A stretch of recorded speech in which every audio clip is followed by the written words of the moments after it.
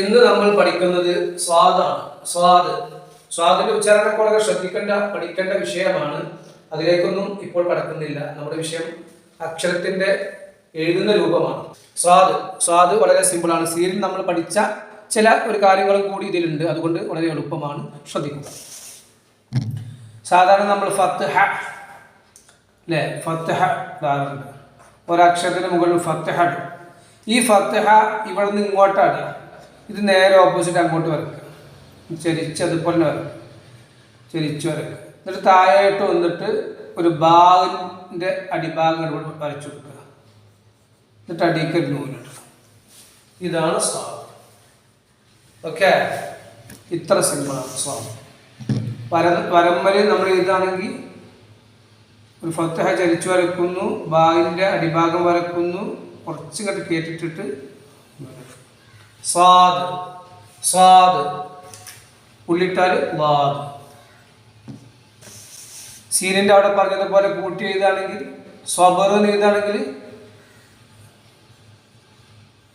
സ്വാദിടുന്നു, കൂട്ടി എഴുതുമ്പം താഴത്തേക്ക് പോകൂല ഈ ഭാഗം കേട്ടോ. ഇത് റസ്, ഇത് ജിസ്മ്. നമ്മൾ സീനിൽ പറഞ്ഞതുപോലെ തന്നെ ബാവിടുന്നു റാഡ് സബ്. പണ്ട് നിങ്ങൾ വര ഒട്ടുക്കിൻ്റെ വര തിരിയാണെങ്കിൽ ഉണ്ടോ ഇങ്ങനെ. ഓക്കെ, ഇത്ര സ്വാദിൽ പഠിക്കാറുള്ളൂ. ലാദ് ചെയ്ത സെയിം തന്നെയാണ്.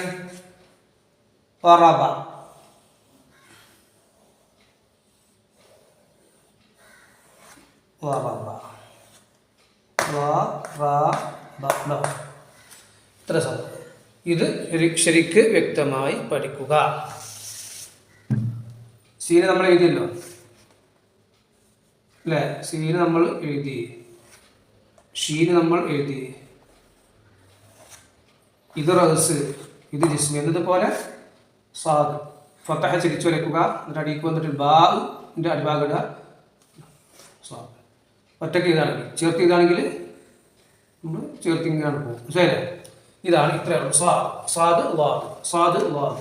ഓക്കെ, ഇത് സിമ്പിളാണ്, മനസ്സിലാക്കുക. എഴുത്തുകൾ ഭംഗിയായി എഴുതാൻ നമ്മൾ ശ്രദ്ധിക്കേണ്ട പ്രധാനപ്പെട്ട കാര്യം, നമ്മൾ പഠിക്കുന്ന അക്ഷരങ്ങൾ അത് നോട്ട് പുസ്തകത്തിൽ, വരെയുള്ള നോട്ട് പുസ്തകത്തിൽ ഓരോ ഹർഫിനും ഓരോ പേജ് 2 പേജ് എന്ന കണക്കിൽ നമ്മൾ മാക്സിമം നല്ല വൃത്തിയിൽ എഴുതി പഠിക്കണം. അലിഫ് എന്നൊരു പേജിൽ എഴുതുകയാണെങ്കിൽ അടുത്ത പേജിൽ ബാഗ്, സാദ് അങ്ങനെ പഠിച്ച ഓരോ അക്ഷരങ്ങളും നിയമപ്രകാരം സാവകാശം എഴുതി പഠിക്കണം. ഏകദേശം ലെവലായതിനു ശേഷം നമ്മൾ കോപ്പി എഴുതണം. ഇങ്ങനെ പരിശ്രമിക്കുമ്പോൾ നമ്മുടെ അക്ഷരങ്ങൾ വളരെ സിമ്പിളായിട്ട് നമുക്ക് ശരിയാക്കിയെടുക്കാൻ പറ്റും. പിന്നീട് നമ്മൾ കുറേ കഷ്ടപ്പെടേണ്ട ആവശ്യമുണ്ടാവില്ല. ഈ തുടക്കത്തിൽ കുറച്ച് കഷ്ടപ്പെട്ടാൽ ഇൻഷാ അല്ലാഹ് എല്ലാവരും പരിശ്രമിക്കുക. അല്ലാഹു തൗഫീഖ് നൽകുമാറാവട്ടെ.